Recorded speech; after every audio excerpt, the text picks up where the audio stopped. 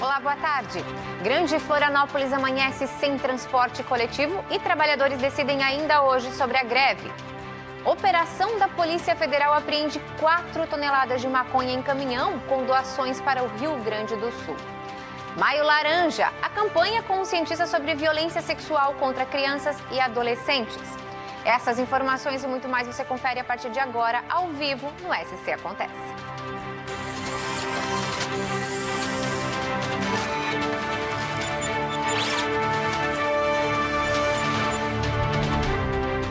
Muito boa tarde para você que está conosco de todas as partes aqui de Santa Catarina. A gente começa falando sobre os trabalhadores do transporte coletivo aqui da Grande Florianópolis que entraram em greve nessa madrugada. Olha, a paralisação aconteceu entre as 4 da manhã e as 7 horas da manhã de hoje e causou, claro, muitos transtornos para quem depende dos ônibus para circular pelas cidades aqui ao redor da capital e também na própria capital. Por isso a gente vai ao vivo conversar com a nossa repórter Thaisa Kisiel para que a gente possa saber, Thaís, a gente tem mais alguma notícia aí sobre paralisações e como foi essa manhã por aqui? Conta pra gente.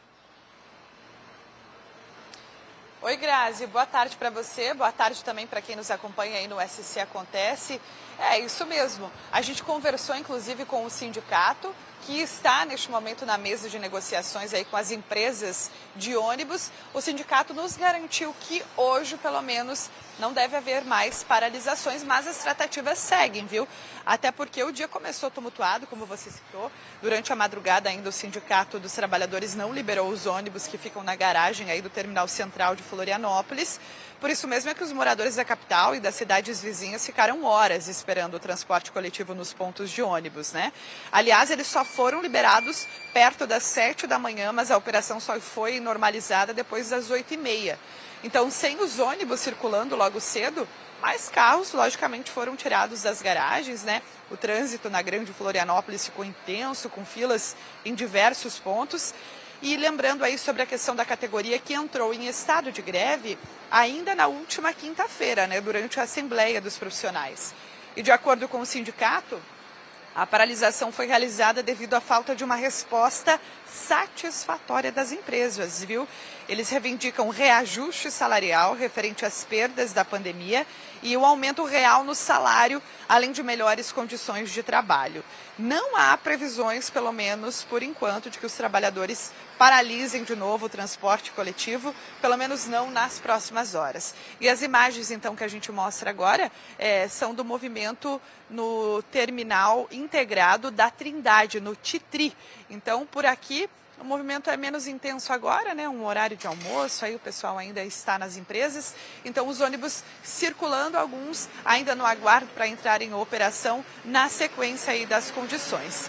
Grazi, então, essas são as informações de que, pelo menos por enquanto, o transporte coletivo não deve paralisar novamente. Não hoje, enquanto seguem as tratativas. Grazi. Muito bem, Thaís, obrigada por trazer para a gente esse panorama. A gente, claro, segue acompanhando e os detalhes sobre essa mesa de negociação, se houve alguma novidade ou não, você também acompanha no nosso portal tvbv.com.br ou também no Band Cidade mais à noite. E olha, enquanto o país se mobiliza para juntar doações e enviar ao Rio Grande do Sul, traficantes tentam bancar os espertinhos e enviar drogas nas cargas. A Polícia Rodoviária Federal está intensificando a fiscalização nas estradas para coibir esse crime. Ontem, uma nova apreensão de drogas escondidas em um caminhão com donativos para as vítimas no Rio Grande do Sul foi realizada. Mais de 4 toneladas de maconha foram apreendidas e foi a segunda apreensão em 36 horas. Diariamente, caminhões saem de todos os cantos do Brasil com doações ao Rio Grande do Sul para apoiar as vítimas da tragédia provocada pela enchente. Só que em meio às boas atitudes, traficantes têm se aproveitado da situação. Este caminhão foi parado pela Polícia Rodoviária Federal em Palhoça, na Grande Florianópolis, aqui em Santa Catarina. Durante a abordagem, a polícia verificou que, além de muitos donativos com destino ao estado gaúcho, embaixo deste assoalho tinha algo a mais. Toneladas de maconha estavam escondidas neste fundo falso.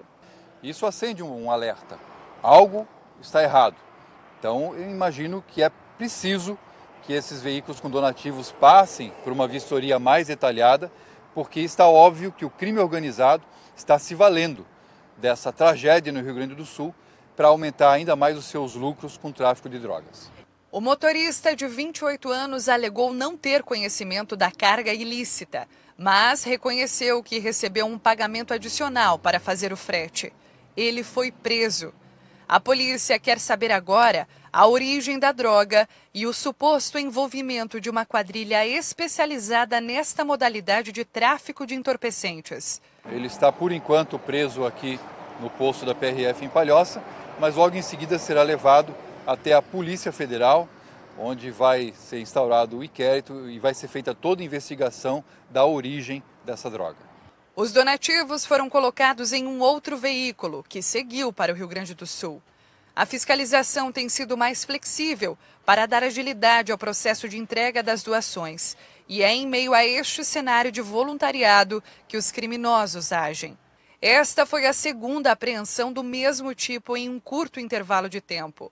No último sábado, a mesma Polícia Rodoviária Federal apreendeu 52 quilos de cocaína escondidos em um pneu reserva de um caminhão que carregava 20 toneladas de donativos para o estado gaúcho. A apreensão foi na SC 480, no oeste catarinense. O veículo seguia de Cascavel, no Paraná, com destino também ao Rio Grande do Sul.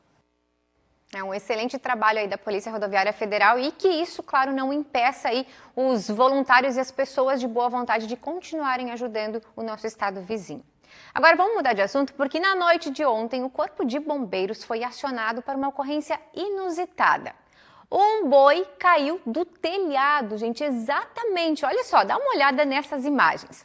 Os bombeiros foram acionados para resgatar o animal que deve ter pulado a cerca, é isso que eles imaginam, né? Uma cerca aí que separa um barranco, onde o boi fica, e o telhado de um estacionamento de veículos. A ocorrência foi na cidade de Governador Celso Ramos, pertinho da capital. O boi foi resgatado sem ferimentos e assim que foi colocado aí em solo firme, seguiu o rumo pelas pastagens atrás aí dos outros animais. Que história! Olha só como ele ficou, judiação, não é mesmo? E olha, gente, chegou a hora de falarmos da promoção da família brasileira. Eu estou falando dos sabores de família Avan. Você lembra, né, que a gente contou aqui para as pessoas mandarem os videozinhos, para contarem as suas histórias. E agora eu pergunto para você, a gente já escolheu as 3 histórias, elas já estão publicadas no nosso portal tvbv.com.br e você pode votar. Você já votou na sua história preferida? Não? Então acessa lá, portal tvbv.com.br.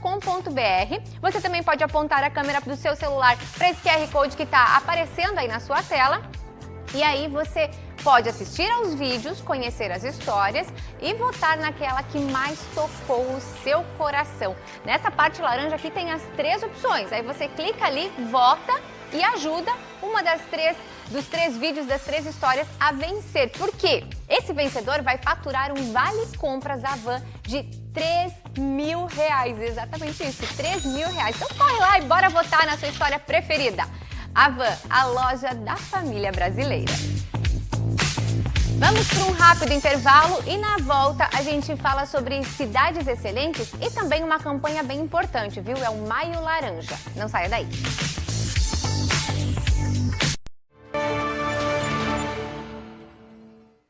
Estamos de volta e é hora de falarmos do Prêmio Band Cidades Excelentes, que neste ano fará uma avaliação sobre a evolução dos municípios no período de 2021 a 2024. Aqueles que avançaram positivamente nos pilares serão reconhecidos.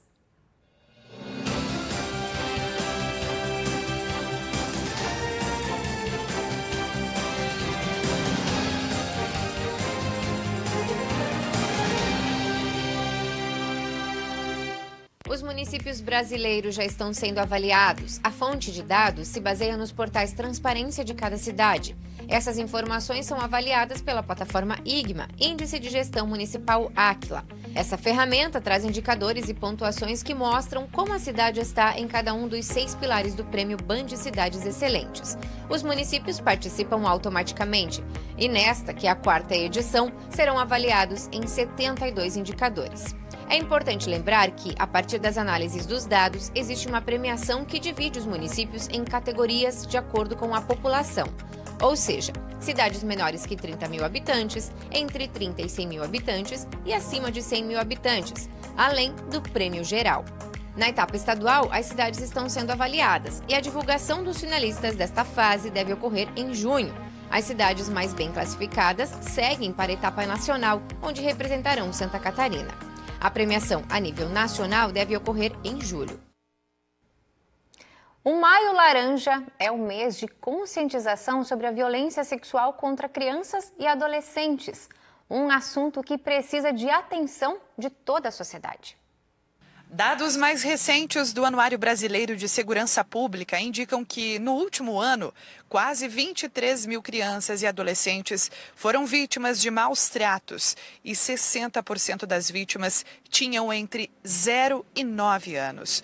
Só que destas denúncias registradas, os números podem ser bem maiores, uma vez que muitos destes crimes não chegam a ser notificados. A gente está falando de um ato, de um fato que ocorre percentualmente maior, né, dentro das próprias famílias. Então, um ato de violência que ocorre dentro da própria família, muitas vezes ele não é denunciado, ele não é levado ao conhecimento da autoridade policial ou mesmo não chega a integrar esses dados estatísticos. O Maio Laranja auxilia o amplo acesso à informação com uma campanha de conscientização à sociedade sobre os abusos sofridos por estes menores. Porque a própria Constituição diz que os direitos das crianças e dos adolescentes é responsabilidade do Estado, da família e da sociedade.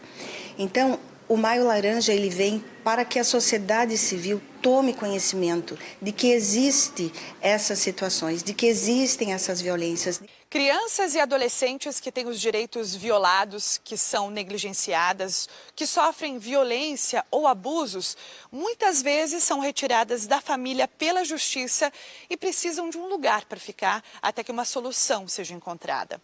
E por isso, muitas vezes, elas são encaminhadas, então, a casas de acolhimento como esta, nos Ingleses, em Florianópolis. Só que nestes locais, elas têm muito mais do que um teto. Elas recebem suporte psicológico e emocional. A casa de acolhimento ela não é um depósito de criança, ou seja, a criança é retirada da família e passa a morar na casa-lar como um depósito. Que essa criança, quando chega numa instituição, ela tem todo um plano de ação para ressignificar a sua história. Então, não é só dar um teto, comida, escola. É muito mais que isso. Porque a gente pega uma história com um quebra-cabeça todo desmontado para pegar cada pecinha desse quebra-cabeça e montar para definir o futuro dessa criança. O plano de ação e uma equipe multidisciplinar são para dar rumo à vida de quem perdeu a segurança do lar e da vida ainda na infância. Mas é importante sempre dar ouvidos a essa criança, porque o que a gente percebe? Que muitas vezes, quando uma criança expõe o problema, porque muitas vezes, quando a criança expõe o abuso que sofreu, o adulto diz, não, você está mentindo. E aí no inconsciente dela diz, será que eu estou mentindo? Será que eu estou vendo alguma coisa? Será que é isso mesmo? E ela passa a ser descredibilizada na sua fala. A gente precisa ouvir mais as crianças e, claro, dar todo esse suporte a elas. O SC Acontece de hoje vai ficando por aqui. Amanhã, ao 12h45, estamos de volta com mais informações para você. Até lá!